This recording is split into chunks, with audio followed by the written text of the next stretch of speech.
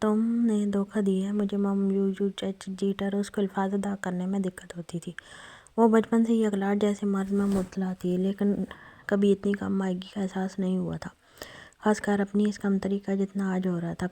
کاش اس کی زبان میں یہ اخلاق نہ ہوتی تو وہ کھل کر اپنی نفرت کا اظہار کر کے بتاتی کہ اب وہ اس سے محبت نہیں کرتی۔ غم سے تہہ سے پاگل ہوتے اور اپنی خوش فہمی پر شدت سے اس نے اپنے ہاتھ سائڈ ٹیبل میں لگے کانچ کے شیشے پر مارے تو وہ پل میں اس کی دل کی طرح کرچی ہوتے اس کے نازک ہاتھ کو زخمی کر گیا۔ سامنے کھڑا پتھر بنا شخص شاید اسے اس قدر جنونی پن اور شدت پسندی کی توقع نہیں رکھتا تھا۔ جب ہی بے اختیار آگے بڑھا پر جو ہی نظر اس کی آنکھوں پر پڑی ٹھہر گیا۔ اس کی آنکھوں میں ہاتھ کی تکلیف کا درد نہیں تھا بلکہ عجیب سا قرب تھا۔ وہ سمجھ نہ سکا کون سا قرب ہے۔ کیا اس کی اصلیت جان کر وہ لڑکی اس قدر ٹوٹی تھی؟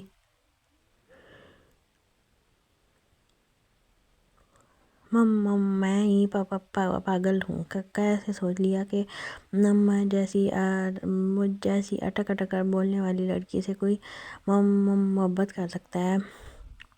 وہ محبت نہیں، وہ صرف پرینک تھا۔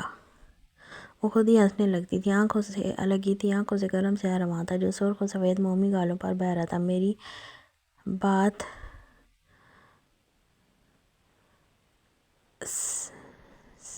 سیلف، تم پوری حقیقت نہیں جانتی، اصل حقیقت سے ناواقف ہو۔ بہت تأمل سے اس نے ایلف کو سمجھانے کی کوشش کی، جبکہ جس قدر وہ شارٹ ٹیمپر تھا اسے سمجھانے کی عادت نہیں تھی، پر اس لڑکی کے ساتھ اس کا انداز خود بخود بدل جاتا تھا، جانے کیوں؟ نہیں سنی تمہاری بکواس سنا تم ایک گھٹیا مرد ہو، بلکہ بزدل اور نامرد۔ وہ چیخ پڑی تھی۔ وہ کمزور ضرور تھی پر پاگل نہیں جو ہر کوئی اسے بیوقوف بناتا۔ جب اس کے منہ سے خود کے لیے نامرد اور بزدل جیسے الفاظ سنو، غصے سے پاگل ہوتا اس کی جانب بڑھا اور اس کے بال ہاتھوں میں دبوچ کر اس کا چہرہ اپنے مقابل کیا تھا۔ تم میری مردانگی پر سوال اٹھا رہی ہو Elif? You have no idea what will I do. انداز صاف وارننگ دینے والا تھا۔ پل بھر کے لیے ایلف کی ہلکی براؤن آنکھوں میں خوف کی نمی تری، لیکن اگلے ہی لمحے وہ اس پر ہنسنے لگی۔ کیا کرو گے؟ ریپ کی دھمکی دے رہے ہو؟ یہ اسے ایلف کی جانب سے دوسرا جھٹکا ملا تھا۔ اسے ایلف کی طرف سے اتنی کھلی بات کہے جانے کی ہرگز امید نہیں تھی۔ اس قدر اشتعال اور غصے میں بھی اس کا دماغ یہاں تک نہیں کیا تھا اور وہ لڑکی اس کے متعلق کتنا فضول سوچ رہی تھی، یہ سوچ اس کے دماغ کی رگیں میں بہنے لگی۔ سینے میں ایک وحشت کا ابال سا اٹھنے لگا تھا۔ اگر تم نے ایک لفظ اور کہا تو شاید میں اس سے بھی آواز نہ ہوں۔ وہ صاف دھمکی دے رہا تھا۔ اگر وہ ایسا سوچتی تھی تو ایسا ہی صحیح۔ وہ کون سا اس سے محبت کرتا تھا جو اس کا دل رکھنے کے لیے نرمی برتتا تھا؟ اگر مقابل کھڑی لڑکی نرمی سے نہیں مان رہی تھی تو اسے کوئی حرج نہیں تھا وہ اس کی چمڑی ادھیر دیتا۔ میں تم سے نفرت کرتی ہوں۔ آنکھیں میچتے بہت جمع کر اس نے یہ الفاظ ادا کیے۔ یہ پہلا جملہ تھا جو اس نے بنا اٹکے کہا تھا۔ کتنی کوشش کی تھی اس نے کہ وہ بنا اکلائے اور اٹکے بولے، اور اگر اب تک وہ بولی بھی تھی تو کیا؟ ایسا کھلا نفرت کا پرچار۔ ارزق اندازہ کے سین میں غم و غصے سے اشتعال اٹھنے لگے تھے۔ وہ خود نفرت کا اظہار کر رہا تھا پر اس کے منہ سے نفرت کا اظہار برداشت کر پانا سوانح روح تھا۔ اپنی اس کیفیت سے انجان اس نے ایلف کی بند لرزتی پلکوں کی جنبش کو دیکھا۔ شاید وہ صاف اعلان کر رہی تھی، وہ اس کی شکل بھی نہیں دیکھنا چاہتی۔ میں نے اب تک ایسا کچھ کیا ہی نہیں مس ایلف کہ تم مجھ سے نفرت کرو، پر اب میں تمہیں پورا موقع اور حق دوں گا کہ تم مجھ سے شدید نفرت کرو۔ بالوں کو زور سے جھٹکا دیا کہ ایلف نے کراہتے لرزتی آنکھیں کھولی اور نفرت سے اسے دیکھا، لیکن وہ زیادہ دیر اسے نظروں کی نفرت سے گھائل نہ کر سکی کہ وہ بالوں سے کھینچتے اسے اپنے ساتھ اندر کی جانب لے جا رہا تھا۔ چھوڑو مجھے درندے انسان، چھوڑو۔ اپنے بال چھڑوانے کی کوشش میں وہ چیخنے لگی، لیکن وہ چلتا گیا اور سب سے آخری کمرے کا دروازہ کھول کر اندر داخل ہوا اور اندر رکھے بیڈ پر اسے دھکا دیا۔ تم نفرت کرو مائی فٹ۔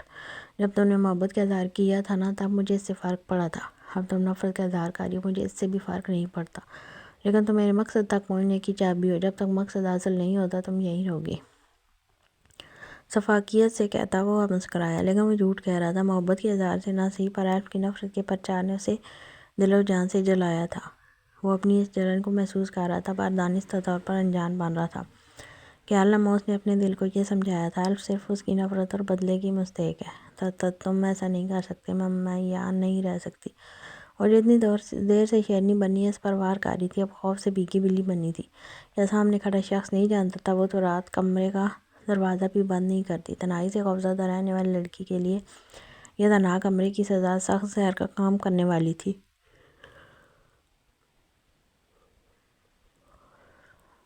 सामने खड़ा शख्स इसका खौफ बखूबी समझ रहा था, पर रहना तो पड़ेगा ना। कंधे उचकाते वो कमरे से बाहर निकल गया, साथ ही दरवाज़ा लॉक कर दिया। ऐसा मत करो, अल्लाह के लिए, दरवाज़ा खोलो, मेरा दम घुट जाएगा।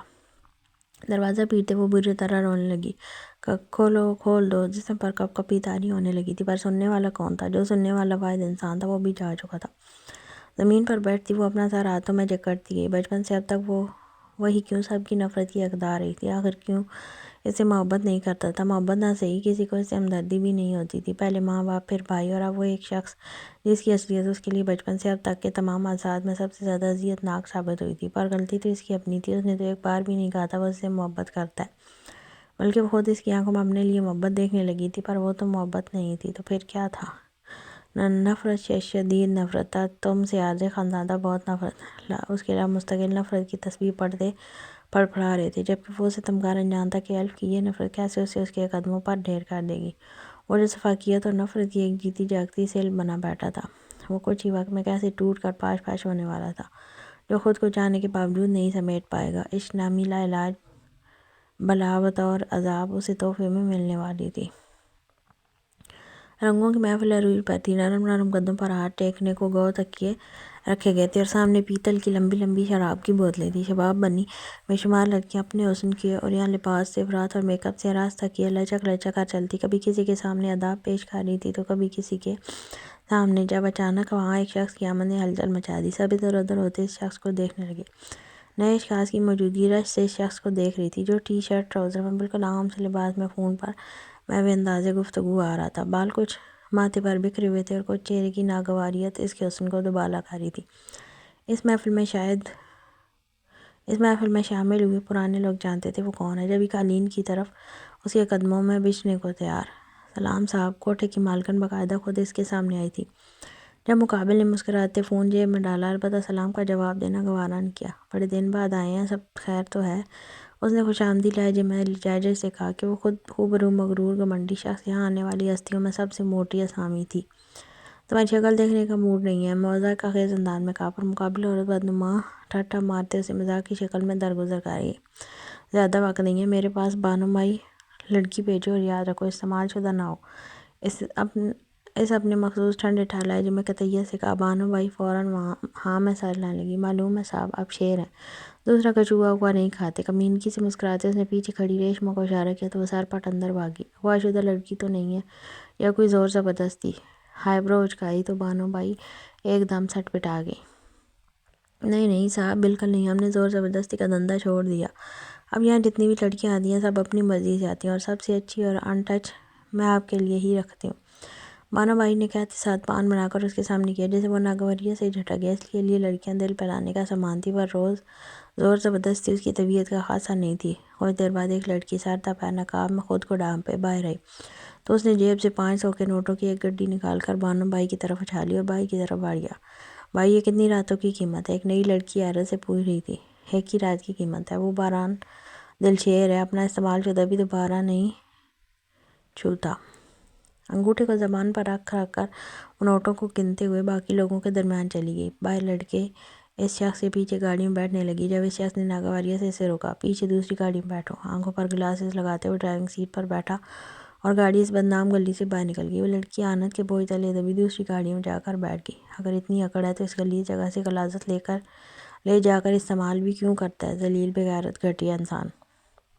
गाड़ी में बैठते वो लड़की नकाब उलटती गुस्से से बोली। ड्राइवर ने हैरत से शीशे में इस लड़की को देखा, जिसकी उम्र गालबन 18-19 पर थी और वो जिस्म फरोशी के दलदल में धंसे जा रही थी। इस लड़की के चेहरे पर ज़ोर ज़बरदस्ती के आसार नहीं थे ना, बल्कि एक अजीब सा गुस्सा था जो नाज न उठाए जाने का था। बीवी इस्तेमाल करने की कीमत अदा की है साहब ने, और जिस चीज़ की कीमत वो अदा कर दें वो बेमोल होती है। ड्राइवर के कड़कदार जवाब ने उसे सर पैर मजीद सुलगाया, लेकिन वो कोई जवाब ना दे सकी। जबकि वो उससे बाहर देखने लगी। और जाओ, और कितनी देर लगाओगी? और अगर ऐसा ही रहा तो देख लेना, वो तुम्हें नौकरी से निकाल देंगे। मुंह से कंफर्टर खींचे शबाना गुस्से से चीखी। तो निकाल दें, बर्फा के पीछे हटें और मेरी नींद ख़राब मत करें। उसे जल मिलाती वो मुंह तक वापस चादर खींच गई। हरदरम लड़की, ठेका नहीं ले रखा मैंने तुझे पालने का। इस घर में रहना है तो कमाना पड़ेगा। तेरे बाप का घर नहीं है। हस्ब मामूली से वो ताना मिल चुका था जिससे दरमिश को शदीद नफरत थी। घर तो वाकई मेरे बाप का था जिसे तुमने हथिया लिया। چادر پھینکتے وہ بیڈ سے اٹھی، اس کے اٹھنے پر بوسیدہ بیڈ سے کیلوں کی ہلچل کی آواز نے تاش پیدا کی تھا ہے نہیں، اگر یہاں رہنا تو کما کر تو لانا پڑے گا۔ شبانہ شفاقیت سے کہتی مسکرائی تو زرمش کے چہرے کا رنگ زرد پڑنے لگا تھا۔ میں کہتے کہتے وہ رکی، گویا سامنے کھڑی عورت کو سمجھانا ایک مشکل ترین عمل تھا۔ یہ عورت عقل سے خالی اور جہالت کی چلتی پھرتی مورت تھی، کہنے کو اس کی ماں تھی، لیکن اس بات سے سارا محلہ واقف تھا کہ زرمش اگر اس گھر میں تھی تو صرف اور صرف اپنی نوکری کی وجہ سے۔ کیا میں؟ شبانہ کی چٹکی بجانے پر وہ ہوش میں آئی، کچھ نہیں۔ سر جھٹکتی وہ غسل خانے میں داخل ہوگی، البتہ دروازہ اتنی زور سے بند کیا تھا کہ شبانہ کان پر ہاتھ رکھ گئی تھی۔ آرام سے مہارانی صاحبہ، آپ اتنا نہیں کماتی کہ یہ دروازہ ٹوٹ جائے تو نیا لگواؤں؟ نوابزادی نوت سے کہتی وہ کمرے سے نکل گئی۔ اپنا پسندیدہ کام کر کے وہ اب کچن میں اپنا ناشتہ تیار کرنے لگی تھی۔ کیا اماں اب تک ناشتہ کیوں نہیں بنا؟ پتہ بھی ہے تمہیں نوکری پر جانا ہے۔ اپنے پیلے رنگ کی شرٹ کو جھاڑتے اس نے ایک ہاتھ سے گٹکے کی تھیلی نکالی اور اپنے دوسرے ہاتھ پر گٹکا ڈال کر اسے مسلنے لگا۔ تو کما کر میری ذات پر کون سا احسان کر رہا ہے، اور کتنی بار کہا ہے میرے سامنے یہ گند مت کھایا کر۔ فراز کے ہاتھ میں غلاظت دیکھ شبانہ کا منہ بگڑا تھا۔ فراز شبانہ کا ہی چہیتا اکلوتا بیٹا تھا، بقول شبانہ ساجد اس کا وہ وارث تھا جبکہ جس کو ساری زندگی شبانہ نے ہی سنبھالنا تھا۔ میری بات سن اماں، مجھے بات بات پر یہ تانے مت دیا کر، سمجھ آئی؟ کما تو رہا ہوں نا، منہ بناتے کہا۔ لہجہ کچھ نرم تھا کیونکہ اس بات سے فراز بھی واقف تھا اس کی ماں خود غرض طبیعت کی مالک ہے، ناشتہ نہیں دے گی تو کما کر کون سے مجھے دیتا ہے؟ وہ 2 وقت کی روٹی کا سکون تک تو تجھ سے میسر نہیں ہے مجھے، وہ تو زرمش کما کر لاتی ہے تو تجھے بھی خیرات میں مل جاتا ہے۔ چائے کا کپ اور پاپوں کی تھیلی فراز کے ہاتھوں میں دیتی شبانہ کچن سے باہر نکل گئی۔ یہ کیسا ناشتہ ہے؟ تجھے کہا بھی ہے مجھ سے یہ سوکھا ناشتہ نہیں ہوتا، پراٹھے بنا کر دیا کر۔ ناشتہ لیے وہ شبانہ کے ساتھ صحن میں ہی چرپائی پر بیٹھ گیا۔ ماں صدقے میرے لال، بس کچھ دن صبر کر، یہ ناشتہ کھا لے، شبانہ نے محبت سے شیریں لہجے میں کہا۔ پھر حقیقت تو یہ تھی کہ فراز سے یہ میٹھا لہجہ ہضم نہیں ہوا تھا۔ پھر یہ کہ تجھے یہ بھی نہیں ملے گا۔ چائے کا کپ لبوں سے لگاتے کہا۔ اماں دیکھ، مجھ سے یہ محنت وغیرہ نہیں ہوتی، میں کوئی بزنس کروں گا۔ دیکھ پھر تو راج کرے گی، پیسوں کے بستر پر سوئے گی، لکھ کر لے اپنے چدرے بالوں میں ہاتھ پھیرتے فراز نے سرخ دانتوں کی نمائش کی، جسے دیکھتے شبانہ نے نخوت سے چہرہ موڑ لیا۔ فراز میرا دماغ مت خراب کرو۔ ویسے ہی شبانہ کا جملہ بھی مکمل نہیں ہوا تھا کہ زرمش کمرے سے برقعے پر دوپٹہ باندھے باہر نکلی۔ چہرے پر ماسک لگا تھا اور ایک ہاتھ میں لنڈے کا بیگ تھا جس کا لیدر کچھ جگہ سے اکھڑنے لگا تھا۔ ایک نظر غلط شبانہ یا فراز کی جانب دیکھے وہ گھر سے باہر نکل گئی۔ تیور تو ایسے ہیں جیسے کسی محل کی رانی ہو، نفرت سے سوچتے شبانہ نے غصے سے فراز کو دیکھا جو دروازے کی جانب حسرت سے دیکھ رہا تھا۔ کام پر جا رہا ہے یا دھکے دے کر نکالوں؟ ایک آئی برو اچکاتے ہوئے پوچھا۔ اماں میں سوچ رہا تھا اگر یہ لڑکی، میرا مطلب اگر زرمش کی شادی ہو گئی تو تیرا گزارا کیسے ہوگا؟ چائے میں پاپا ڈبوتے، ساجد نے پرسوچ انداز میں کہا۔ اس کے سوال پر شبانہ کو چونکی اس متعلق تو اس نے کبھی سوچا ہی نہیں تھا۔ تجھے کس نے بولا میں اس کی شادی کروں گی؟ یکدم وہ کمینگی سے مسکرائی۔ وہیں ساجد کو اپنی لوٹیا ڈوبتی ہوئی محسوس ہوئی تھی۔ بس کر اماں، باہر نوکری کرتی ہے، وہ اچھی خاصی عقل رکھتی ہے، تو شادی نہیں کرے گی تو وہ خود کسی شادی کر لے گی، بس سمجھ جیسے ہی کوئی مرغا ہاتھ لگا وہ اس قید سے فرار ہو جائے گی۔ تو گھر میں رہتی ہے، بہت بولی ہے، تجھے باہر کی دنیا کا نہیں پتہ۔ باہر جانے والی لڑکیاں بہت مکار اور چالاک ہوتی ہیں، اپنے لیے کوئی نہ کوئی مرغا ڈھونڈ ہی لیتی ہیں، اور تو اس بات کو سمجھ لے تیرے عیش کے دن ختم ہونے والے ہیں، اور پھر وہ تو ہے بھی حسین، کوئی نہ کوئی تو عاشق امیدوار بن ہی جائے گا اس کا۔ چائے کا آخری سپ لیتا وہ ہنستے ہوئے اٹھ کھڑا ہوا، جانتا تھا نشانہ صحیح جگہ پر جا بیٹھا۔ اس کی کھلی دلیل شبانہ کا متفکر چہرہ تھا۔ زیادہ پریشان مت ہو، اگر سمجھداری کا سودا کرے گی تو وہ ہمیشہ کے لیے یہیں قید ہو جائے گی، اپنے پنجرے میں قید کر کے پر کاٹ دو۔ ساجد بات مکمل کرتے گھر سے نکل گیا۔ شبانہ ماتھے پر بل ڈالے دیوار کو گوننے لگی جیسے وہاں اس کے سارے مسئلے کا حل درج تھا۔ فراز بات تو درست کر رہا تھا، یہ حرام خور اتنی شریف اور سیدھی نہیں، پرسوں بھی شاید کسی فون پر مصروف تھی۔ ایک کام کرتی ہوں، آپا سے مشورہ کرتی ہوں۔ دوپٹے کا ایک پلو سر پر ڈالے اور دوسرا سینے پر پھیلائے وہ گھر سے باہر نکل گئی۔ فراز تو آگ اس کے تلوے پر لگا کر گیا تھا، وہ جب تک نہیں بجھنی تھی جب تک کوئی مستقل حل نہ مل جائے۔ زرمش بنت اسلم، زرمش کے باپ کا نام اسلم تھا۔ پسند کی شادی ایک وجیہ نامی طوائف سے کی تھی، اور شادی کے 3 سال بعد زرمش پیدا ہوئی تھی۔ پھر ایک رات ایسی بھی آئی جب زرمش کی ماں سے چھوڑ کر کسی اور مرد کے ساتھ بھاگ گئی۔ اسلم کو بہت محبت تھی زرمش سے، لیکن پھر مجبور اور دوسری شادی اپنی خالہ زاد شبانہ سے کی۔ شبانہ پہلے سے شادی شدہ طلاق یافتہ تھی اور 10 سالہ فراز کی ماں تھی۔ شوہر شرابی جواری تھا، اس لیے اسے چھوڑ کر اسلم سے شادی کی، لیکن یہاں بھی سکھ نہ ملا، اور زرمش کے 16 سال کے ہونے پر اسلم مر گیا۔ زرمش 10ویں پاس تھی، گھر نہ جانے کا اب اسلم نے شبانہ کے نام کیا تھا۔ جس مال میں زرمش رہتی تھی وہ وقت سے پہلے سمجھدار ہو گئی تھی۔ وہ جانتی تھی کہ ابھی وہ اس قابل نہیں کہ شبانہ سے پیچھے چھڑوا کر کہیں جا سکے۔ یہ گھر جہنم جیسا تھا پر اس کی عزت کے لیے محفوظ تھا۔ رات تو پہلے ہی سیاہ تھی، اس لڑکی کے پہلے مزید سیاہ ہو چکی تھی۔ وہ اپنی طلب پوری کیے دوسری طرف کروٹ لے کر سو چکا تھا اور اس کے برابر میں قیمت ادا کی گئی۔ وہ لڑکی حسرت سے اس کے عالی شان کمرے کو دیکھ رہی تھی۔ پورا کمرہ اس قدر وسیع تھا کہ اس نے ڈراموں میں بھی نہیں دیکھا تھا۔ ایک گلاس وال جو اندر سے باہر کی منظر کو نمایاں کر رہی تھی۔ باہر آسمان پر چمکتا چاند اور بے شمار ستارے اس کی خوابگاہ کو اس قدر حسین بنا رہے تھے کہ دیکھنا محال تھا۔ پورے کمرے میں مخمل کا بیز کارپیٹ جس پر چلنے کے احساس نے اس کے اوپر بیتا اچھا اثر ڈالا تھا، بہت اچھا اثر ڈالا تھا۔ اس پر چلنے سے یوں محسوس ہو رہا تھا جیسے کسی سلطنت کی شہزادی ہو۔ کمرے میں موجود ہر قیمتی اور اینٹیک شے خوبصورت منظر پیدا کر رہی تھی۔ اس کا بیڈ اور فرنیچر بہت اعلیٰ معیار کا تھا جسے دیکھ صرف حسرت ہی کی جا سکتی تھی۔ اس کے دل میں عجیب سی خواہشات جنم لے لیں گی۔ وہ جس جگہ رہتی تھی وہاں اپنا جسم بیچ کر پیسے کمانے کے بعد بھی اسے چھوٹے موٹے کمروں میں رہنا پڑتا تھا۔ وہی ایک چھوٹا پلنگ، بدبودار لوگ، پسند زدہ مال۔ تو اگر اس کو یہ سب کام کرنا ہی تھا تو وہ ہمیشہ اس شخص کے ساتھ رہنے کو مفت میں تیار تھی۔ وہ اپنی ایک انگلی باران دلشیر کی چٹانی کسرتی بازو پر پھیرنے لگی۔ رات باران نے اسے اتنی توجہ نہیں دی تھی، پر چند گھنٹوں کی نوازش تھی۔ جب وہ کوٹھے پر پرورش پا رہی تھی تو اسے اس بات کا احساس دلایا گیا کہ وہ بہت حسین ہے اور اسے اپنے حسن کو سینچ کے کیسے رکھنا اور کیسے اپنی ناز اٹھوانے ہیں۔ اس نے وہ سب کچھ سیکھا تھا مگر اب اسے سمجھ نہیں آ رہی تھی وہ اپنے ان کیل کانٹوں کا استعمال اس پتھر کے سیل پر کیسے آزمائے، اپنے ادا کا وار کیسے اس مغرور شہزادے پر کرتی جس نے ٹیشو پیپر جیسی حیثیت بھی اسے نہ دی تھی کہ ٹیشو پیپر کو استعمال کرنے سے پہلے تو عزت بخشی جاتی ہے، پر یہاں تو وہ معاملہ بھی نہیں تھا۔ پر اس نے اپنی پوری صحیح کی تھی کہ وہ اس کو ادا کے جال میں پھنسا سکے۔ اس کی انگلی کی سرسراتی حرکت تھی جب اسے اپنے کانوں میں ایک بھاری گمبھیر آواز سنائی دی، تمہارا کام ہو چکا تو اب کمرے میں کیا کر رہی ہو؟ وہ گہری نیند میں تھا، پھر اچانک اس کی آنکھ کیسے کھلی۔ وہ لڑکی ٹوٹے بکھرے ہولیے میں حیران ہوتی اس کی جانب مڑی۔ وہ اس کی جانب نہیں دیکھ رہا تھا بلکہ سگریٹ لگا کر لبوں میں دبا گیا تھا۔ وہ میں بس جانے لگی تھی لیکن پھر سوچا صبح چلی جاؤں گی، آپ کا کمرہ بہت خوبصورت ہے۔ اسے سمجھ نہ آیا وہ کیا جواب دے۔ مقابل نے کون سے ایسی اہمیت دی تھی کہ وہ لاڈ دکھاتی۔ معلوم ہے مختصر جواب، لیکن اس کے لیے یہ مختصر جواب بھی غنیمت تھا۔ اس کمرے میں موجود ہر چیز خوبصورت ہے، وہ سچے دل سے تعریف کر رہی تھی۔ باران اس کے جواب پر مسکرایا، سوائے تمہارے۔ وہ دو الفاظ میں اس سے اس کی اوقات بتا گیا تھا، وہ کس قدر بدصورت تھی، اور اس چیز سے تشبیہ دینا مزید دل جلا گیا تھا۔ ناؤ گیٹ لاسٹ، اے سی کی کولنگ بڑھاتے لاپرواہ انداز میں کہا، پر ابھی تو رات بھی پوری نہیں گزری۔ وہ لڑکی احتجاجاً بولی، باہر بہت سے ملازم ہیں، جا کر کسی کے ساتھ بھی باقی کی رات تمام کر لو۔ کہتے ساتھ وہ بستر سے کھڑا ہوا اور واش روم میں گم ہو گیا۔ وہ لڑکی سرخ چہرہ لیے واش روم کے بند دروازے کو دیکھنے لگی۔ اتنے عجیب ہوتے ہیں یہ امیرزادے، ہمیں غیر معیاری کہتے ہیں پر استعمال ہمارا ہی رکھتے ہیں، آرام کھانے والے گدھ۔ مطلب پورا نہ ہونے پر وہ لڑکی ایسے گالیوں سے نوازے کمرے سے باہر نکل گئی۔ ڈیڈی اٹھ جائیں۔ سینے پر ہلکا سا دباؤ، پھول سا وزن اور دنیا خوبصورت سے سروں میں کھنکتی اس کی باریک سی آواز، میمل میری جان، آج سنڈے ہے، سونے دو، ڈیڈی بیمار ہو جائیں گے، بلکہ ایک کام کرو آپ بھی ڈیڈی کے ساتھ سو جاؤ۔ ہاتھ اس کی بازو پر لپیٹ کر اپنی 6 سالہ بیٹی کو محبت سے چوم کر اپنے اوپر ہی لٹا لیا تھا۔ ڈیڈی اگر آپ نہ اٹھے تو میں ناراض ہو جاؤں گی، پھر میں کہوں گی لائبہ کے فادر زیادہ اچھے ہیں۔ اپنے طور پر ایک طنز کرتے مقابل کو ڈرانا چاہا، اس کے ڈراوے بھری دھونس پر گہرے عنابی ہونٹ مسکرائے۔ مسکرانے پر نفاست سے تراشی گئی مونچھوں پر مزید نفیس اور خوبصورت لگنے لگی تھی۔ پلیز ویک اپ، محمل نے افسردگی سے کہا۔ نو، ابھی کچھ دیر پہلے آپ کہہ رہی تھی لائبہ کے ڈیڈی اچھے تھے، آپ کے ڈیڈی اچھے نہیں ہیں۔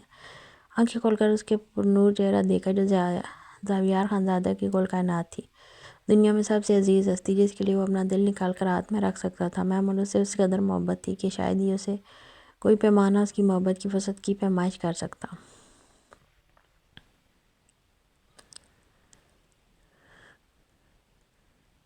لیکن زاویار خانزادہ خالی اس سے ایک جذبے میں شدت نہیں رکھتا تھا، بلکہ جتنی شدت وہ اس محمل سے محبت میں رکھتا تھا اتنی نفرت دنیا کی ہر ایک عورت کے وجود سے تھی۔ وہ تو مذاق کر رہی تھی نا، کیا آپ کا اور میرا مذاق نہیں ہے؟ جھٹ سے واپس اس کے سینے پر بیٹھتی چمکتے انداز آنکھوں سے کہا۔ زاویار اس کی سرمئی آنکھیں چمکتی آنکھیں دیکھنے لگا۔ اس نے آنکھوں کا رنگ گھنی پلکوں کی جال اور ہونٹوں کا گہرا سرخ رنگ اور کھڑی ناک سب زاویار سے چرایا تھا۔ وہ پوری زاویار کی کاربن کاپی تھی۔ بالکل ہے، اگر آپ سے مذاق نہیں رکھیں گے تو کس سے رکھیں گے؟ بالکل صرف آپ سے ہی مذاق ہے۔ جیسے ہی زاویار اٹھ کر بیٹھا، محمل اس پر سے کھڑی ہوتی اس کے برابر میں بیٹھ گئی۔ ہم پہلے پارک جائیں گے، پھر پلے لینڈ، پھر ٹوائز لیں گے، پھر محمل انگلیوں پر اسے آج کے پلان گنوا رہی تھی۔ زاویار بغور اسے دیکھنے لگا۔ صرف ایک چیز اس نے اپنی ماں کی چرائی تھی اور وہ تھا اس کا بات کرنے کا انداز۔ کاش ایک یہ چیز بھی اس میں نہ ہوتی۔ وہ تعصب سے سوچنے لگا۔ بریک لگائیے محمل، پہلے جائیں اور بینہ بھی کو بولیں آپ کو ریڈی کر دیں، جب تک میں بھی فریش ہو جاتا ہوں۔ ہم بریک فاسٹ بھی باہر جا کر کھائیں گے، اب وہاں باقی کام گنوائیے گا۔ زاویہ نے محمل کے گال کو چومتے ہوئے کہا۔ Okay daddy, you are the best father in the world. وہ کمرے سے جا چکی تھی پر زاویار کو ساکت کر گئی تھی۔ You are the best husband in the world. کانوں میں ایک قابل نفرت حیرت انگیز آواز گونجی کہ زاویار بیڈ شیٹ مٹھی میں دبو گیا، دانت آپس میں بھیج گیا اور ناک غصے کی شدت سے سرخ پڑنے لگے۔ کانوں میں ایک ناگوار آواز گونجنے لگی، پہلے ہم شاپنگ پر جائیں گے، پھر ڈنر پر، پھر last seaside. Shut up, just shut up bloody bitch. وہ خالی کمرے میں دوڑا۔ اس کے چہرے کی لالی اور منہ سے ٹپکتی وحشت کسی کو بھی خوفزدہ کر سکتی تھی۔ وہ چاہ کر بھی اسے ذہن و دل سے نہیں نکال پا رہا تھا، کیونکہ وہ محمل کو اپنی زندگی سے نہیں نکال سکتا تھا، اور محمل کا انداز گفتگو، اس کی مسکراہٹ، سب اس ایک عورت کی طرح تھا جس کی وجہ سے زاویار خانزادہ کو ہر نسوانی ذات سے نفرت تھی۔ تم جہاں بھی ہوگی برباد ہوگی مسز باسل۔ مجھے اس وقت کا انتظار ہے جب تم محمل کے لیے میرے قدموں میں گرو گی، اور میں تمہیں احساس دلاؤں گا تم اس دھول سے زیادہ میرے نزدیک حقیر ہو، میرے جوتوں کے نیچے لگتی ہے۔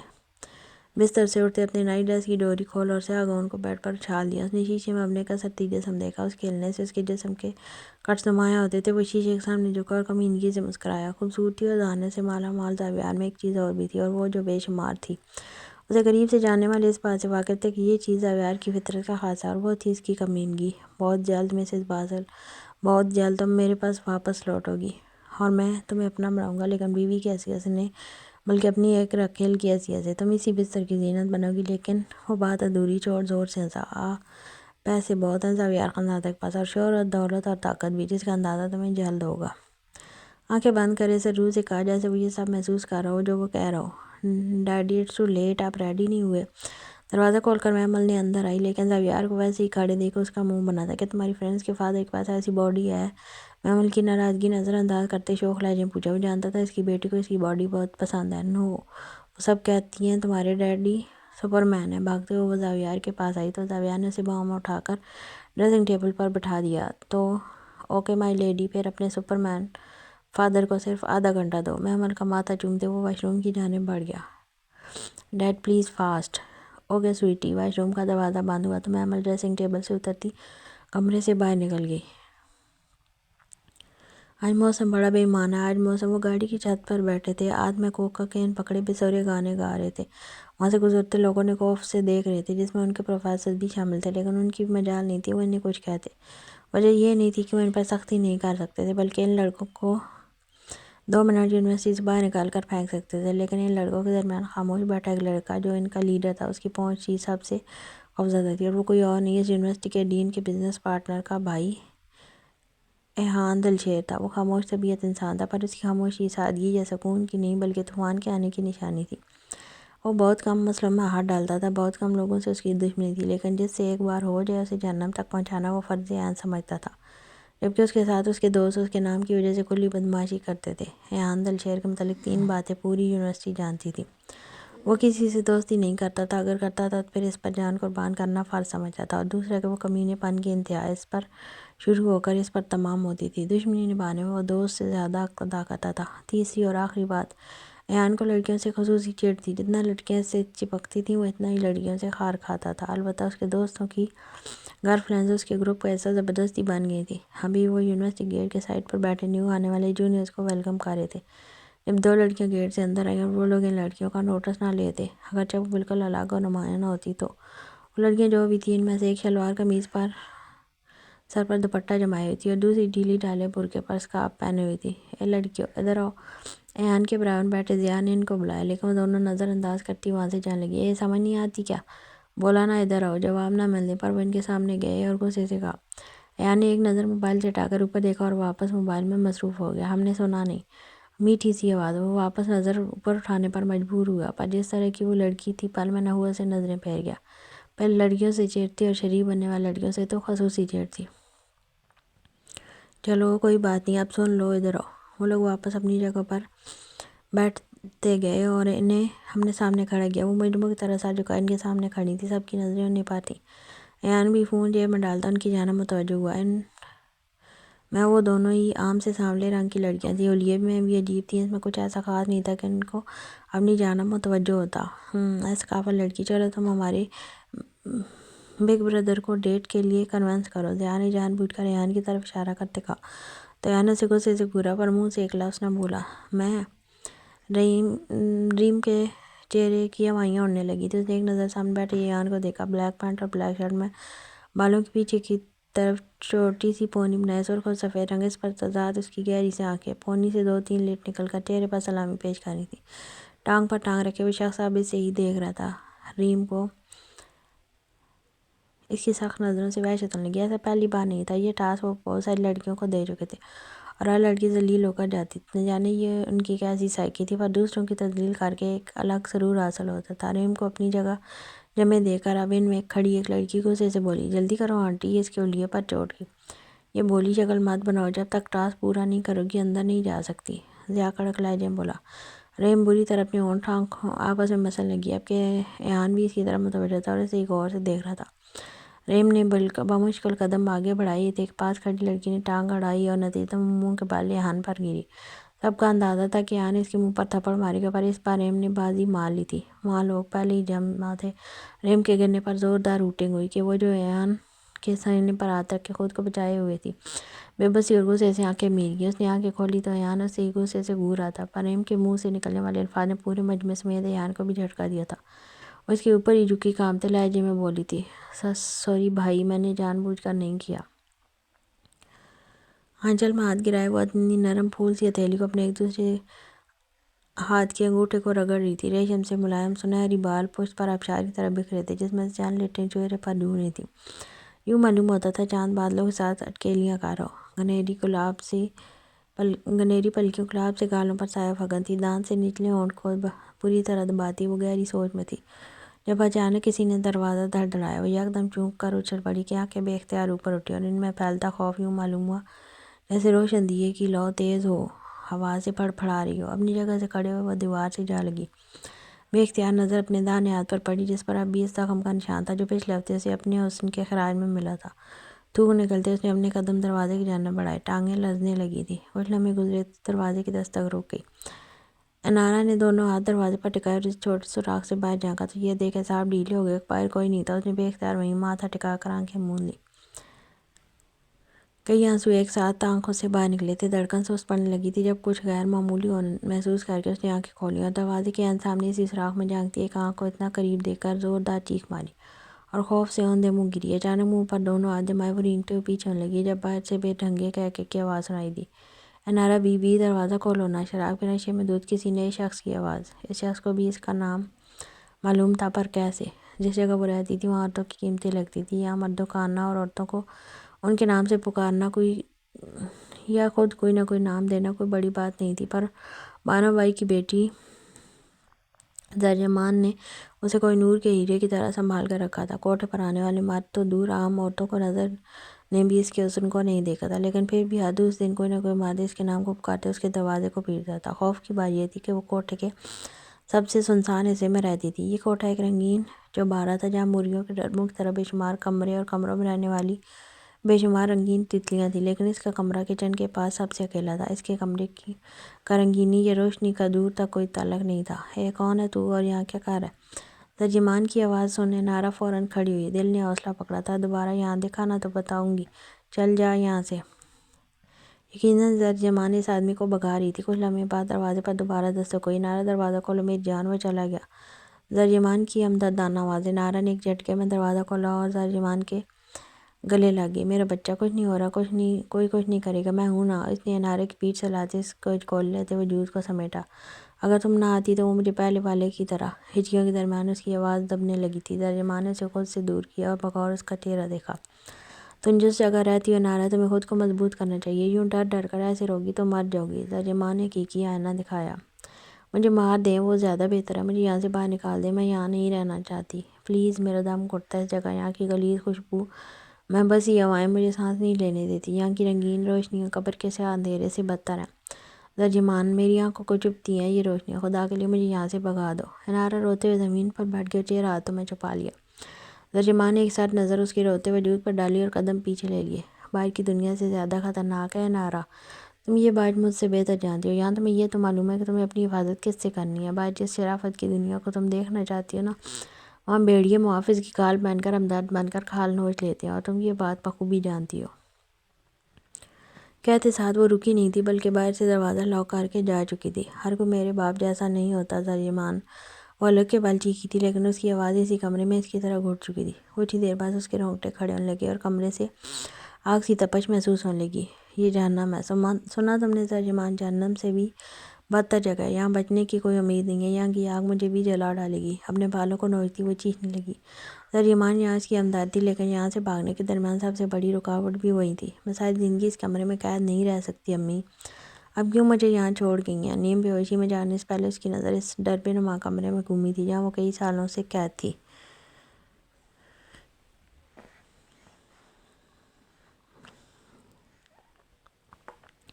کیا ہوا زریمان؟ سنبھال آئی اپنی چڑیا کو؟ ایک دوڑمر عورت جس کا نام ریشم تھا، جو ایک کونے میں بیٹھی وہاں کی آمد و رفت پر نظر رکھ رہی تھی، زریمان کے بیٹھنے پر بولی، میری چڑیا کو زیادہ ہی پڑپڑانے لگی ہے، آزادی کی اڑان بھرنے کے لیے پر پھیلا رہی ہے، اس لیے پنجرہ برا لگنے لگا ہے۔ زریمان نے ریشم کی جانب سے بڑھائے گئے پان کو منہ میں ڈالتے کہا، تو اڑنے دو اس معصوم کو، نہ تم اسے اڑنے دیتی ہو نہ تم اسے حلال کرنا چاہتی ہو، ایسے ہی ضائع کرو گی کیا اس کی جوانی؟ اس پر ریشم کے سوال میں کچھ غصہ تھا۔ میں نے اپنے فائدے اور سرداری کے لیے کیسے کیسے قدم اٹھائے ہیں، تم جانتی ہو ریشم، کچھ چیزیں بنا نفع اور نقصان کے ہوتی ہیں اور بے حد ہوتی ہیں۔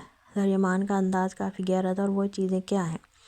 ریشم نے متجسس ہوتے پوچھا۔ محبت اور نفرت۔ زریمان کا جواب اپنے آپ میں ایک پوشیدہ کہانی تھی جو اس کی آنکھوں میں یہاں تھی، لیکن ریشم نے اس پر غور کرنے کے بجائے زوردار کہکہ لگایا، جس پر زریمان اسے غصے سے گوننے لگی۔ تم بھی پاگل ہو زریمان، یہ محبت اور نفرت کا جذبہ ہمارے کس کام کا؟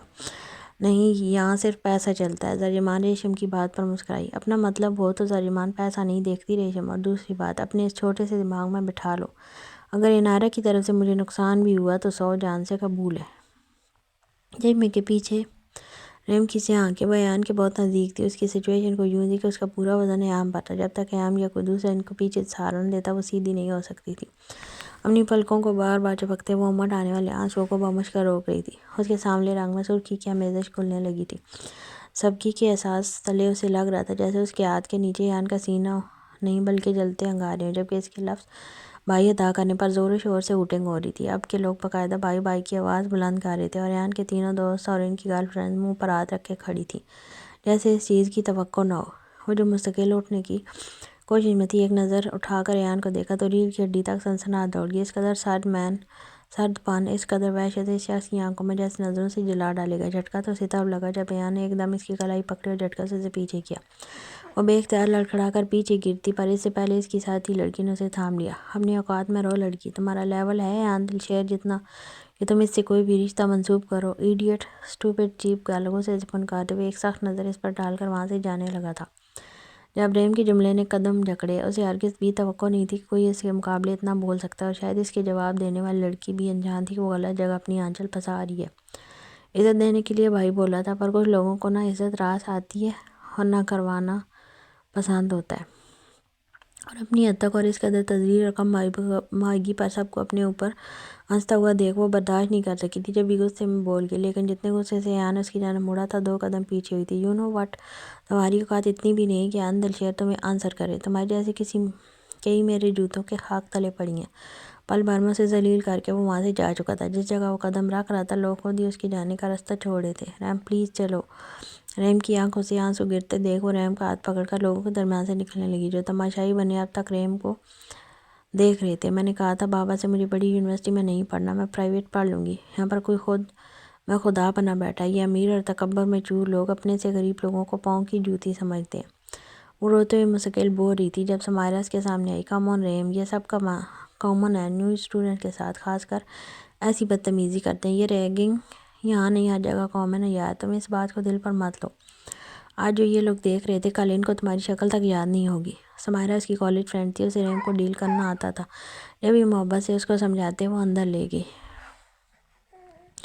ہے ایان کہاں جا رہے ہو یار؟ سیاح ملک حسن اور زین اس کو پارکنگ ایریا کی طرف بڑھتے دیکھ اس کے پاس آئی۔ یہ چہرہ ایان کے دوست سے، گھر جا رہا ہوں، مختصر جواب دیتے وہ گاڑی میں بیٹھ لگا، جب زیان نے اس کے ہاتھ پر اپنا ہاتھ رکھ کر اسے روکا۔ آئی ایم سوری ریان، ساری میری غلطی ہے، میری وجہ سے تمہارا موڈ آف ہوا، بٹ آئی ڈونٹ ایکسپیکٹ کہ وہ تمہیں بھائی بولے گی۔ میں نے سوچا ہمیشہ کی طرح وہ تمہاری پرسنالٹی پر فدا ہو جائے گی اور ہمیں خوار کرنے کے لیے ایک بکری مل جائے گی۔ ضیاء نے افسوس سے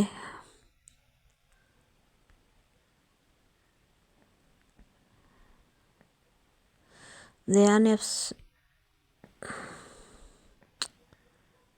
ہے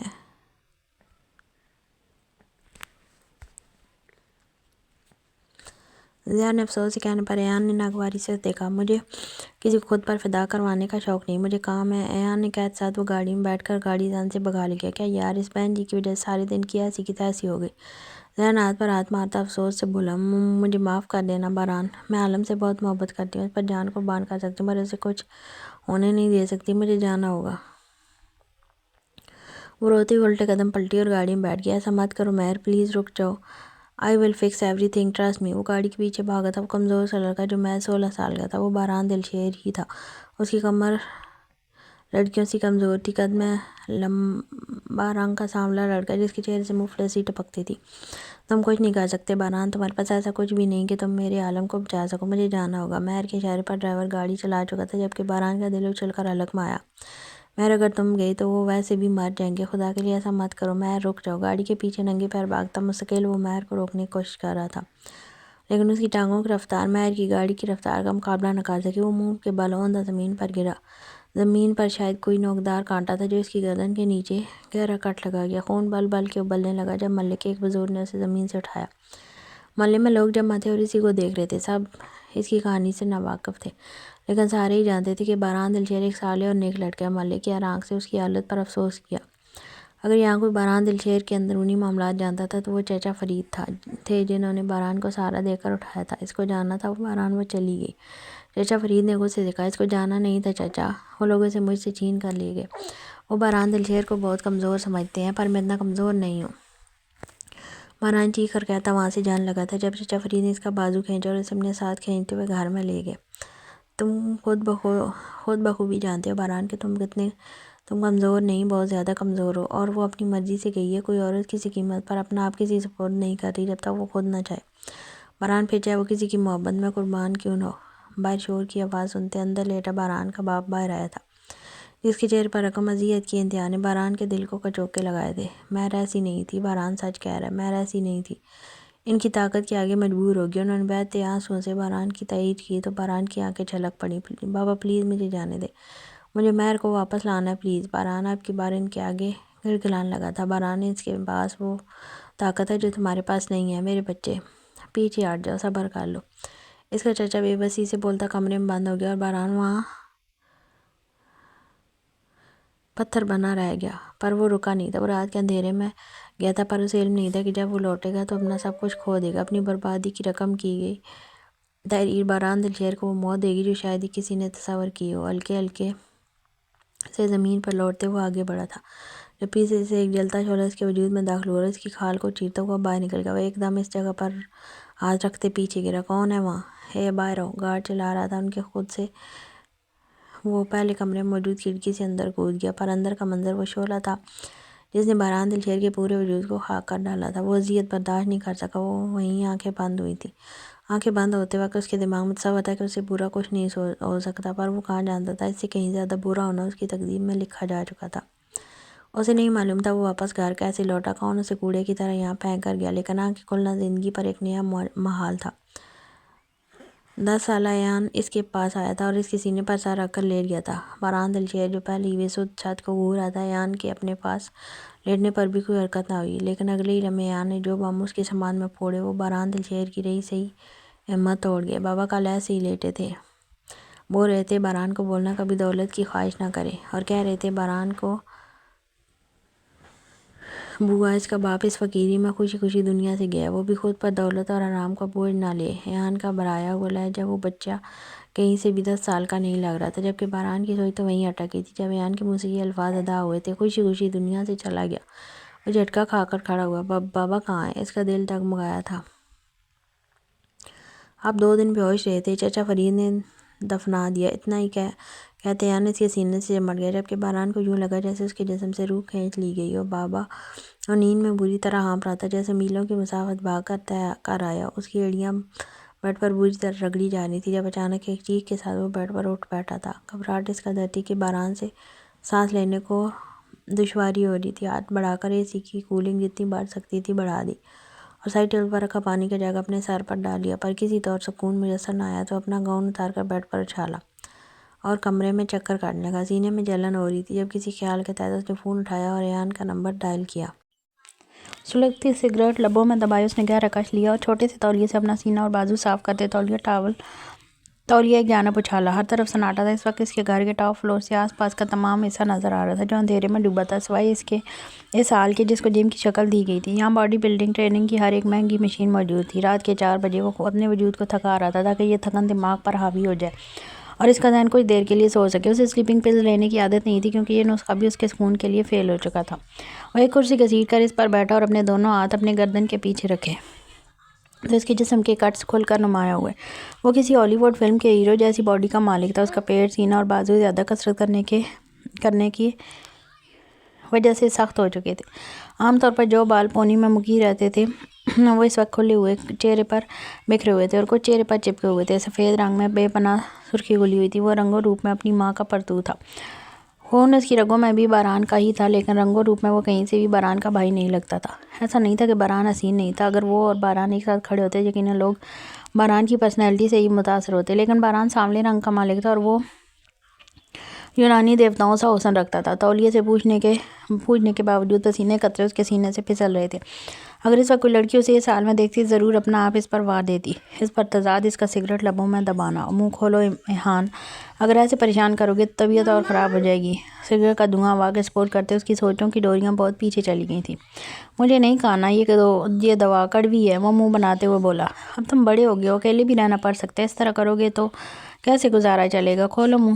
زبردستی اس کے منہ میں دوا ڈالتے ہوئے چیخی تھی۔ ایان نے جلتی سگریٹ اپنی انگلی میں مس لی کہ اس کے شعلے اب اس کی نظروں کو چبھ رہے تھے۔ وہ آنکھیں موند گیا۔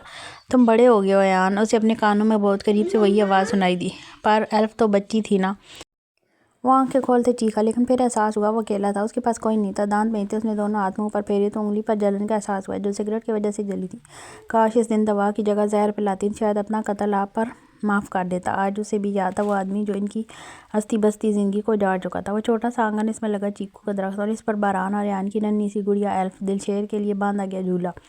وہ وقت بھی اسے یاد تھا جب اس کے بابا کی نوکری نہیں تھی تو درخت سے چیکو توڑ کر اسے روٹی کھلائی تھی۔ وہ چیکو کس قدر میٹھے تھے، وہ نوالے کس قدر لذیذ تھے۔ اسے اپنا دم گھٹتا محسوس ہو رہا تھا جب اسی لمحے اس کا فون رنگ ہوا۔ نمبر دیکھ ہونٹوں پر تلخ مسکراہٹ نمودار ہوئی۔ بولے۔ دوسری رنگ پر فون اٹھاتے سخت لہجے میں کہا، تم اتنی رات کو جاگ رہے ہو؟ باران کو اس کے فوراً فون اٹھانے پر حیرت ہوئی اور ساتھ ہی غصہ بھی آیا۔ یہ پوچھنے کے لیے فون کیا ہے آپ نے؟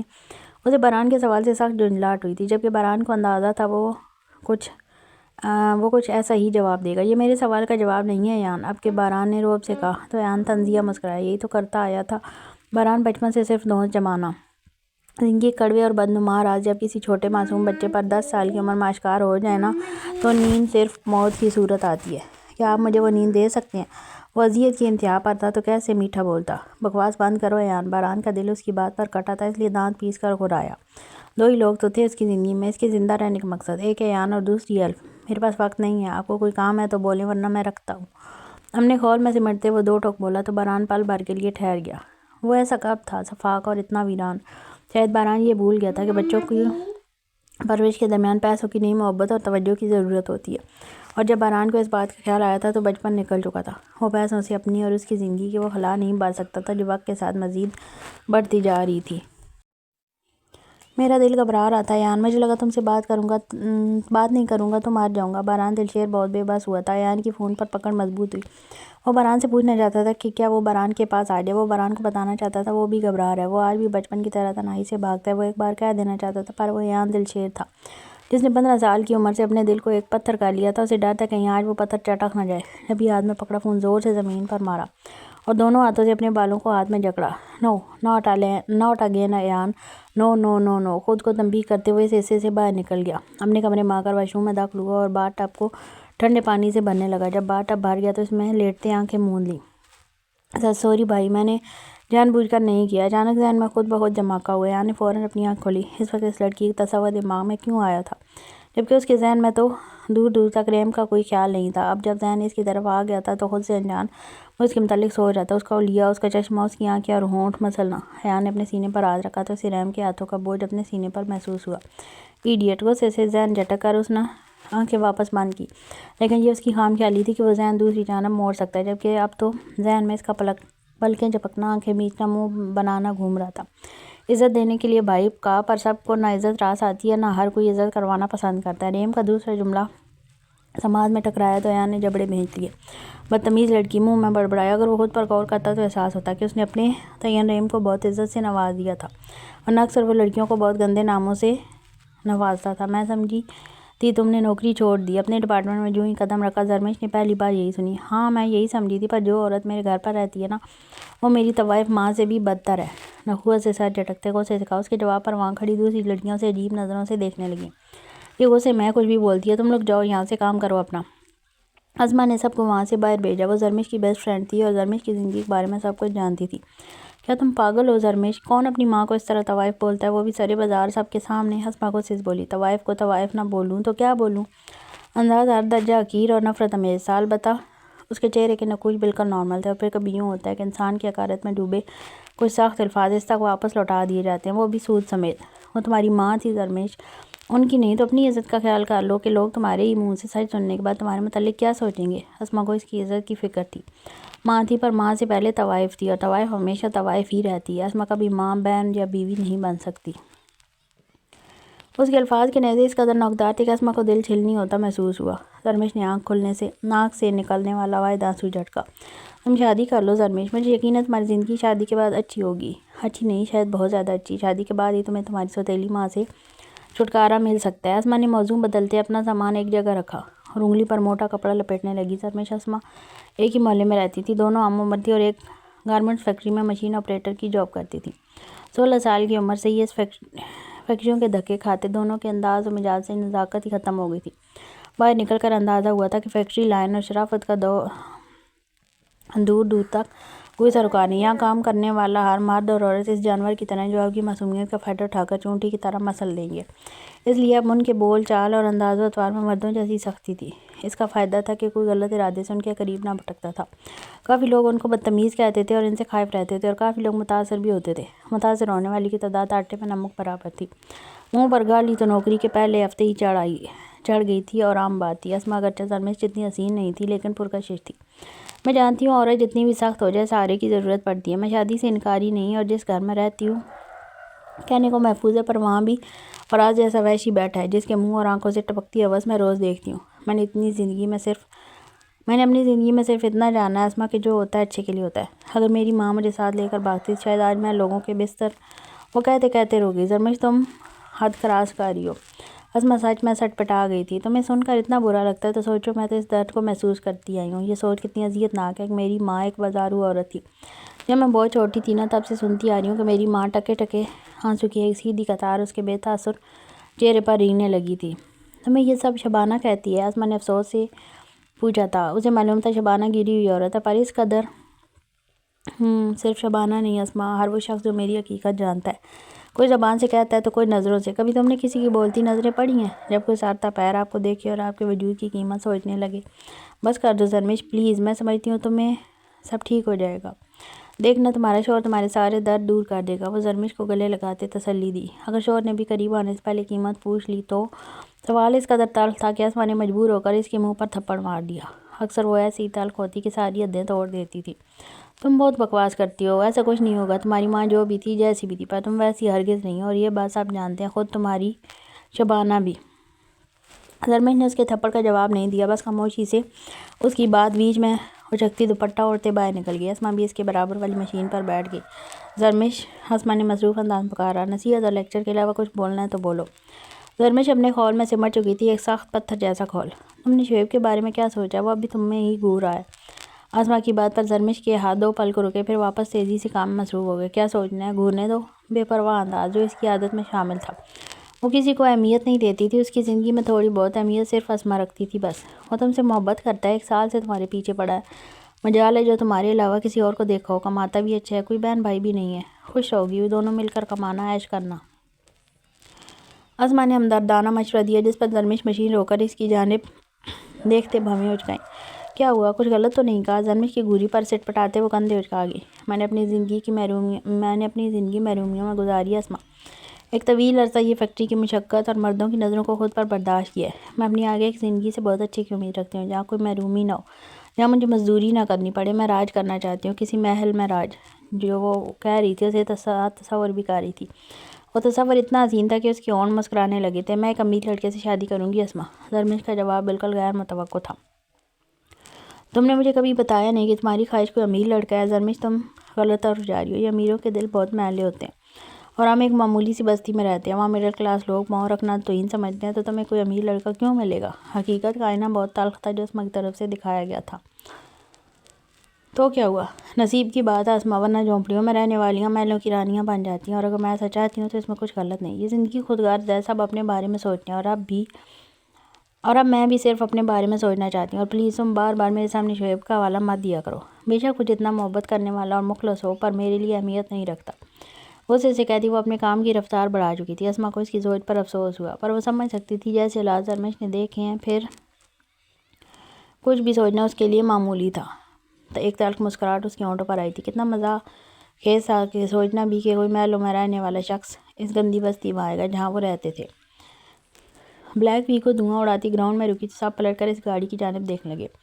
وہ گاڑی کس کی تھی؟ وہاں کھڑا ہر اسٹوڈنٹ جانتا تھا۔ زین اور ضیاء وہیں کھڑے تھے، کالر درست کرتے۔ وہ فخریہ اس گاڑی کی طرف بڑھے۔ جب گاڑی کا دروازہ کھولتے وہ اپنی ناک کو انگوٹھے سے رب کرتا گاڑی سے باہر نکلا، اور گاڑی کی چابی زین کی جانب اچھالی۔ سفید شرٹ اور بلو جینز پر براؤن برانڈڈ بوٹ پہنے، بالوں کی آپ پونی باندھے ہوئے تھا۔ گریبان کے اوپر کے 2 بٹن کھلے تھے جس سے اس کا کسرتی سینہ نمایاں تھا۔ گلے میں لٹکی وائٹ گولڈ کی چین، اور ہاتھ میں ویسے ہی بریسلٹ پہنے، کف کونیوں تک فولڈ کیے۔ کف اوپر ہونے کی وجہ سے اس کے ہاتھ کی موٹی نسیں بہت نمایاں تھیں۔ آنکھوں پر ڈارک براؤن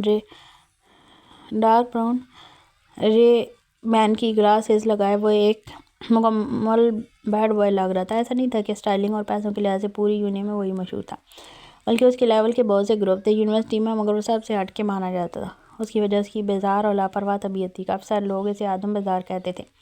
کوئی شخص بھی ایسی چیز تلاش نہیں کر پایا تھا جس سے وہ ایان دلشیر کے چہرے پر مسکراہٹ بکھیر سکے۔ وہ حسین شہزادہ ہمیشہ سے ناخوش سڑیل ہونے کی حد تک سنجیدہ مزاج تھا، اور ہمیشہ ناخوش ہی رہنے والا تھا شاید۔ ہائے!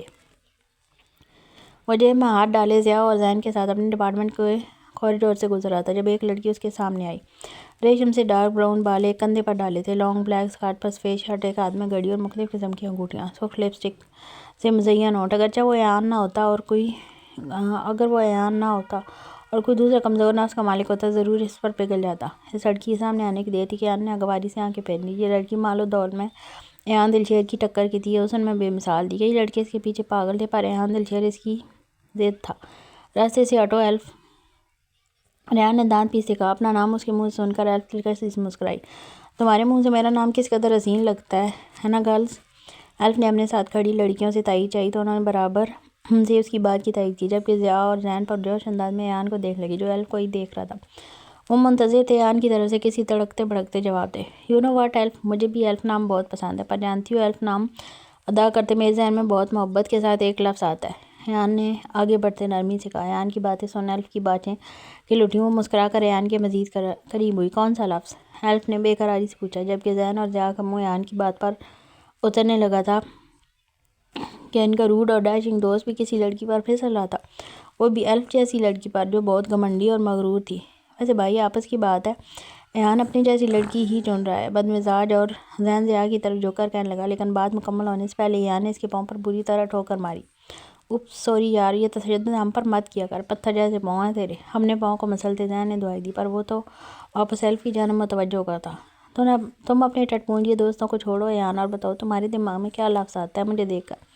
وہ بھی محبت بھرا۔ سنیے، سینے پر ہاتھ باندھتے ایلف نے آئی برو اچکائے۔ بہن جی۔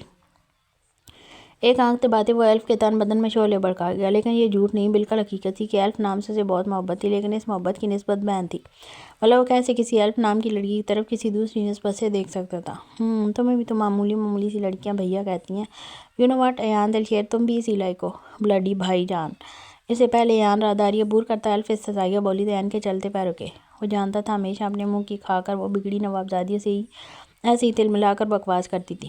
وہ ہمیشہ کی طرح بے نیاز ہوتا تھا، لیکن اس بار اس کا جملہ ایان دلشیر کو بری طرح چبھا تھا کہ اس طنز کے پس منظر یاد آنے پر ایان کے چہرے کے زاویے بری طرح بگڑے تھے. الف پیر پٹکتی وہاں سے جا چکی تھی جب ایان کا پھر سے موڈ بری طرح خراب ہوا تھا.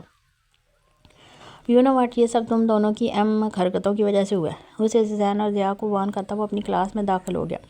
اس لڑکی کی وجہ سے کل سے ہمارے بڈی کا موڈ آف ہے. ایک بار وہ بہن جی مل جائے تو ایسا مزہ چکھائیں گے، یاد رکھے گی. ضیاء غصے سے کہتا ایان کے پیچھے کلاس روم میں داخل ہوا، جبکہ زین ہمیشہ کی طرح ہنستے ہوئے روم میں داخل ہو گیا. اتنا تو وہ بھی ایان کی فطرت سے واقف تھا کہ بظاہر وہ معاملے کو جتنا بھی پرسکون لے، لیکن اگر اندر سے بھڑک جائے تو جب تک بھڑکانے والے کو خاک نہ کر دے سکون سے نہیں بیٹھے گا. تو اس بہن جی کی واٹ تو لگنے والی تھی.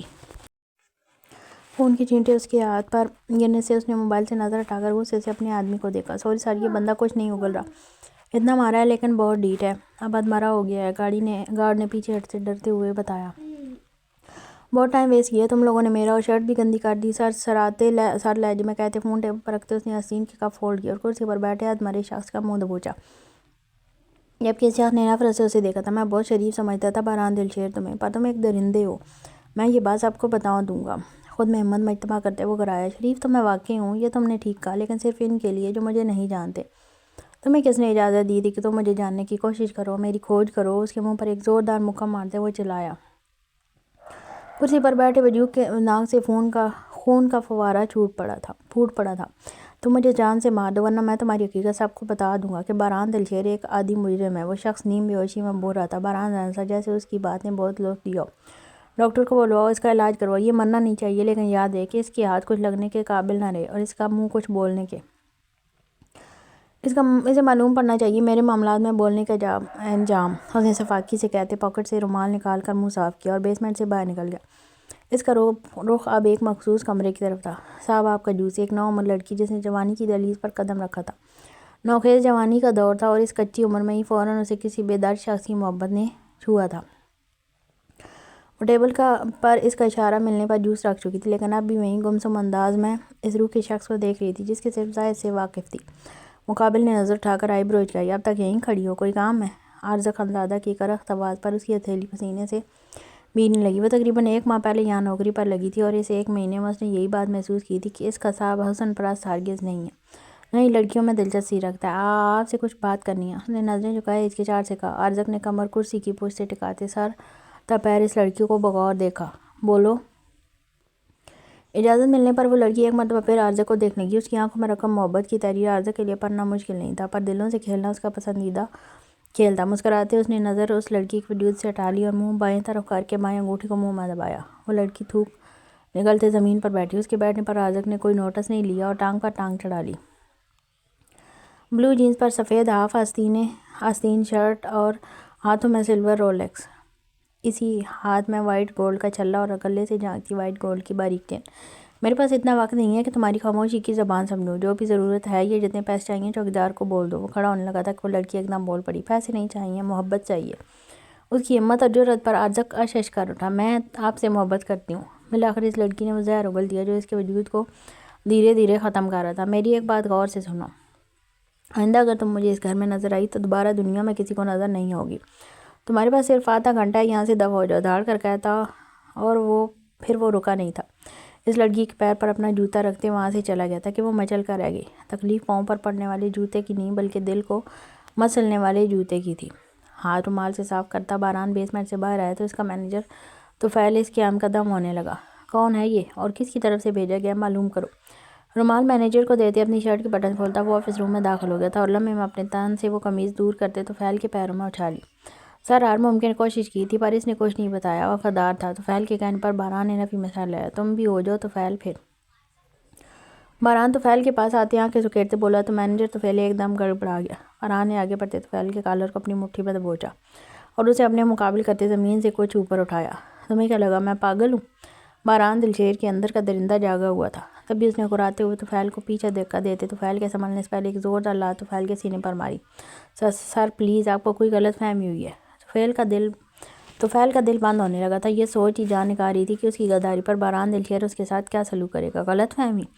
وہ کہہ کر لگا کر ہنسا اور اگلے ہی لمحے ایک زوردار لات طفیل کے منہ پر ماری. خون کا فوارہ طفیل کے منہ سے پھوٹ پڑا. سر ابھی طفیل نے اتنا ہی کہا تھا جب باران نے اسے بالوں سے پکڑ کر کھڑا کیا اور اس کا سر زور سے دیوار پر مارا. طفیل لڑکھڑاتا ہوا زمین پر اوندے منہ گرا. باران what the hell is going on. کمرے کے دروازے سے اندر آتے زاویار مہراج خانزادہ نے حیرت سے باران کو مخاطب کیا جو دروازے کے درمیان کھڑا تھا. وہ کچھ دیر پہلے یہاں آیا تھا. زاویار کے آفس روم میں بنا اجازت آنے والا شخص صرف زاویار مہراج خانزادہ ہی ہو سکتا تھا. اس کے علاوہ اس کی اجازت ایحان تک کو نہیں تھی. Please leave it this moment.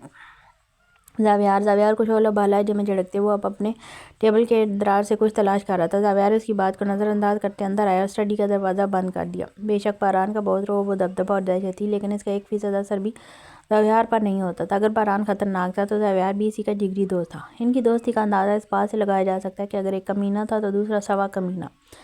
Single seater صوفے پر ٹانگ جمائے بیٹھے زاویار نے ٹیبل پر رکھا سگریٹ کا ڈبہ اٹھایا تو اپنی دراز میں کچھ تلاش کرتے باران کے ہاتھ رکے. واٹ. باران کے مستقل گونے پر زاویار نے آئی بروز کری. میں نے کہا جاؤ یہاں سے. باران نے غصے سے دانت پیستے ہوئے کہا تو زاویار کے ہونٹوں کے کنارے پر کمینگی بھری مسکراہٹ پھیلی. اگلے ہی لمحے اس نے کچھ سوچتے اپنی لائٹ بلو شرٹ کو اپنے تن سے جدا کرتے ایک جانب اچھالا. اب وہ بھی صرف سفید جینز میں تھا. اس کی اس حرکت پر باران اسے ناسمجھی سے دیکھ لگا جیسے سمجھنے کی کوشش کر رہا ہو کہ وہ سائیکو کرنا کیا چاہتا ہے. واٹ. باران نے جھنجھلا کر پوچھا. اس کا بس نہ چلا کہ طفیل کو چھوڑ کر زاویار کا منہ توڑ دے. دیکھ رہا تھا شرٹ لیس تمہاری باڈی زیادہ اچھی لگتی ہے یا میری. ایک آنکھ دباتے زاویار اپنی پشت صوفے پر ٹکا گیا جبکہ باران دلشیر کا پارا 7ویں آسمان پر پہنچنے لگا تھا. ٹیبل پر رکھا اینٹیک ایش ٹرے کو غصے سے زاویار کے منہ کا نشانہ بنا کر پھینکا پر سامنے بھی زاویار خانزادہ تھا جو سر سے اس ایش ٹرے کو کیچ کر گیا. بیڈ شاٹ بڈی. ایش ٹرے کو ایک ہاتھ سے کھینچ کر واپس باران کی طرف اچھالا تو باران نے بنا ایک لمحہ ضائع کیے وہ ایش ٹرے طفیل کے سر پر مارا جو وہاں سے بھاگنے کی کوشش میں تھا. ایش ٹرے سر پر لگنے کے باعث طفیل واپس سر پکڑتا نیچے بیٹھ گیا. میں تمہارا قتل کرنے سے بھی گریز نہیں کروں گا اس لیے ابھی زاویار مہراج خانزادہ اپنا کمینہ پن اپنے پاس رکھو. میں نے کیا کہا تمہیں سمجھ نہیں آ رہا. Get lost from here. وہ جانتا تھا جب بھی تیش سے پاگل ہوتا تھا زاویار کہیں نہ کہیں سے اس پر نازل ہو ہی جاتا تھا اور شاید وہ پہلا دوست ایسا تھا جو غم اور غصے میں سے سہارا دینے کے بجائے مزید سلگا کر بھڑکا دیا کرتا تھا کیونکہ اس کی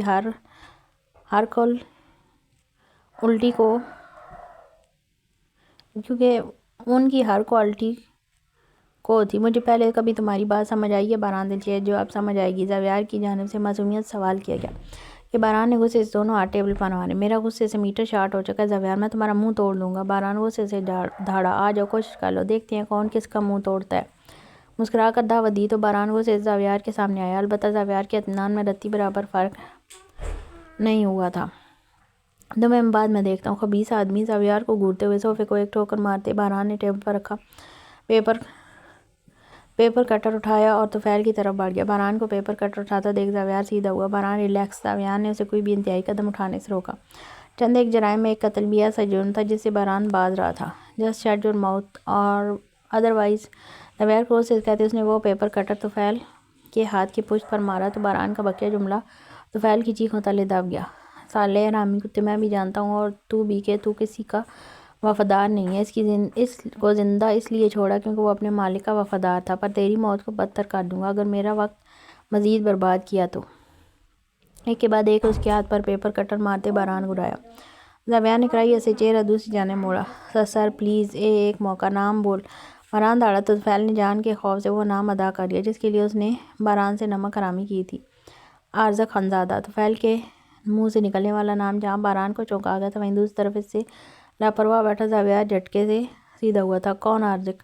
باران نے یہ نام پہلی بار سنا تھا یا اگر سنا بھی تھا تو وہ اس نام سے آشنائی نہیں رکھتا تھا. آرزق خانزادہ باسل کا بزنس پارٹنر تھا. زاویار نے کہا تو باران نے حیرت سے پلٹ کر اسے دیکھا پھر جھٹکے سے طفیل کو کھڑا کر کے کرسی پر دھکا دیا. کیا دشمنی ہے اس کی مجھ سے؟ باران نے ناسمجھی سے پوچھا. اس کی دشمنی کے لیے اس میں کوئی خانزادہ نہیں. پھر یہ کون سا نیا شخص تھا جو زبردستی اس کی دشمنی مول رہا تھا؟ مجھے نہیں معلوم سر. میں نے صرف پیسوں کے لیے. طفیل بولتے بولتے اٹیوں سے رونے لگا. کتنے پیسے دیے اس نے تمہیں؟ باران نے سرد لہجے میں پوچھا. 2 کروڑ. طفیل کے منہ سے رقم سن کر ایک زوردار تھپڑ طفیل کے منہ پر مارا. 2 کروڑ روپے میری اندرونی زندگی کا راز جاننے کے لیے انویسٹ کرنے والا یہ کون ہے؟ اس کا مجھ سے کیا لنک ہے؟ اور اگر یہ باسل کا بزنس پارٹنر تھا ابھی تو اس کا کنیکشن تم سے ہونا چاہیے نہ کہ مجھ سے. باران نے اس بار الجھتے ہوئے زاویار کو مخاطب کیا جو پہلے ہی الجھا بیٹھا تھا. کہانی کچھ اور ہے. تم سب سے پہلے اس سے پوچھو کہ عارض خانزادہ نے تمہاری کون سی انفارمیشن دینے کے بدلے 2 کروڑ معاوضہ لیا. زاویار نے فکر مندی سے کہا. باران نے سر جھٹک سے سگریٹ سلگائی. باران دلچیر کھلی کتاب کی طرح سارے کرمنل ریکارڈ پوری دنیا جانتی ہے. اس نے 2 کروڑ روپے دیے ہیں. اس کی بیوقوفی کا اندازہ ہو گیا. باران کے جواب پر زاویار نے غور سے گھورا. بہت بڑی خامی تھی اس میں کہ وہ اوور کانفیڈنس ہو جاتا تھا. مسٹر باران دلچیر، آپ کے بہت سے ایسے راز ہیں جنہیں آپ دنیا سے چھپا کر رکھنا چاہتے ہیں. زاویار کے دانت پیس کر کہنے پر باران ٹھٹکا. دماغ میں الارم بجا تو فوراً سگریٹ نیچے پھینکی. طفیل، تو نے کون سا راز دیا ہے اس خانزادہ کو؟ نیم بیہوشی. طفیل کے جھولتے وجود کو جھنجھوڑتے پوچھا. جواب دے. باران دوڑا تو نیم بیہوشی میں طفیل کے منہ سے ایک ہی نام نکلا جو باران دلچیر کا پیروں تلے زمین کھسکا گیا. الف بی بی. یہ نام ادا کرنے کے بعد طفیل وہیں بے ہوش ہو گیا جبکہ باران کا جسم اچانک سرد پڑنے لگا. الف کا نام کسی اور کے منہ سے. اس نے تو الف کو 7 پردوں میں چھپا کر رکھا تھا. وہ تو خود کبھی اپنی زبان سے الف کا نام ادا نہیں کرتا تھا تو پھر طفیل کو الف کا نام کیسے معلوم ہوا؟ زاویار اور ریحان کے علاوہ الف کے متعلق کوئی بھی نہیں جانتا تھا. یہی وجہ تھی کہ اس نے الف کو خود سے بھی چھپا دیا تھا. وہ اس کی چھوٹی سی گڑیا تھی جسے وہ اس زمانے سے اپنے دشمنوں سے چھپا لینا چاہتا تھا. پھر یہ شخص کیسے اس کی معصوم بہن کا نام اپنی زبان سے لے گیا؟ باران کو سن پڑتے دیکھ زاویار نے اس کے کندھے پر ہاتھ رکھا تھا. زاویار یہ الف کے بارے میں کیسے جانتا ہے؟ الف کے بارے میں تو میں نے کسی کو نہیں بتایا. کوئی نہیں جانتا کہ وہ کہتے کہتے سر پکڑ گیا. Shit damn it. اپنے سر پر ہاتھ مارتے باران نے زور سے ٹیبل کو ٹھوکر ماری. تم الف کی سیکورٹی سروس کو الرٹ کر دو. زاویار نے اسی مسئلے کا حل بتایا. میں نے کوئی سیکورٹی سروس رکھی ہی نہیں. اس کی سب سے بڑی سیکورٹی یہی تھی کہ کوئی نہیں جانتا تھا وہ مجھ سے یعنی باران دلچیر سے منسوب ہے. پر یہ میری خام خیالی تھی. ہمارا فون اٹھاتے باران کمرے سے باہر بھاگا تھا جبکہ زاویار وہیں بیٹھا زمین پر رکھے پیپر کٹر کو دیکھ رہا تھا. عارض خانزادہ. منہ سے نام ادا کرتے ہوئے 1000 سوال دل میں مقید تھے جس کا جواب فی الحال اس کے پاس نہیں تھا. وہ ذاتی طور پر عارض خانزادہ کو نہیں جانتا تھا. صرف 1 یا 2 مرتبہ کسی بزنس میٹنگ میں ملاقات ہوئی تھی. ان ملاقاتوں میں اسے اندازہ ہوا تھا وہ کافی گہرا بندہ ہے. اپنی ٹی شرٹ واپس پہنتے ایک نفرت بھری نظر بے ہوش پڑے طفیل پر ڈال کر وہ بھی کمرے سے باہر نکل گیا. سامنے اعلان کے دروازے پر باران کسی فون پر گفتگو کرنے میں مصروف تھا. اس کا داہنا ہاتھ اس کی گردن کے پشت پر تھا. یہ علامت باران کی پریشانی کو ظاہر کرتی تھی. جب وہ شدید پریشان ہوتا تو پریشانی کے عالم میں یوں ہی اپنی گردن کے اگلے حصے کو رب کرتا. تمہیں کیسے معلوم ہوا طفیل تمہیں چیٹ کر ہے؟ وہ پچھلے کئی سال سے تمہارے ساتھ تھا. باران کو اطمینان سے فون رکھتے دیکھ زاویار نے استفسار کیا. چور چوری سے جائے ہیرا پھیری سے نہ جائے. بندہ اپنی چال کی لڑکھڑاہٹ سے پکڑا جاتا ہے. 2 بار آفس میں دیکھا تھا. میرے اچانک آنے پر پکڑے جانے کا خوف اور آتم لرزش. ابھی جب میں بیسمنٹ میں سزا دے کر نکل رہا تھا تو وہ کسی کو میسج ٹائپ کر رہا تھا. میرے دیکھنے پر اس کے ہاتھوں پر لرزش طاری ہوگی. اب کے بار باران قدرے پرسکون انداز میں بتا رہا تھا. اس کا انداز بتا رہا تھا وہ مسئلے کا حل نکال چکا ہے. زاویار اس کی باریک بینی پر مسکرایا. من مسکرایا کرو. قسم سے زہریلے لگتے ہو. باران نے چڑھتے ہوئے کہا. کیوں جل رہے ہو میری دلکش مسکراہٹ سے؟ 1000 نازک دل قربان جاتے ہیں اس دلکش مسکراہٹ پر. زاویار نے کہہ کر لگاتے کہا تو نہ چاہنے کے باوجود باران بھی مسکرانے لگا. تم کس لیے یہاں آن وارد ہوئے تھے؟ تم نے بتایا نہیں. باران خود لان میں رکھی کرسیوں کی طرف بڑھ گیا اور زاویار کو بھی وہیں آنے کا اشارہ کر تھا. رپورٹ ملی ہے باسل تمہاری کمپنی کے ساتھ ڈیل کرنے پاکستان آنے والا ہے. زاویار کے کہنے پر باران نے بھویں اچکائیں. ریئلی؟ سوال نہیں لاعلمی کا اظہار تھا جو خاص کر زاویار کو جلانے چلتا. نہیں کرو کوشش. بس رہنے دو. نہیں بن سکتے میرے جتنے کمینے. ناگواری سے کہتے زاویار نے اس کو گھورا تو باران کہہ کر لگا کر ہنسنے لگا تھا. پھر اپنے دوسرے خاص ملازم کو اشارہ کیا جسے سمجھتے وہ اسٹڈی کی طرف بڑھ گیا جہاں طفیل تھا.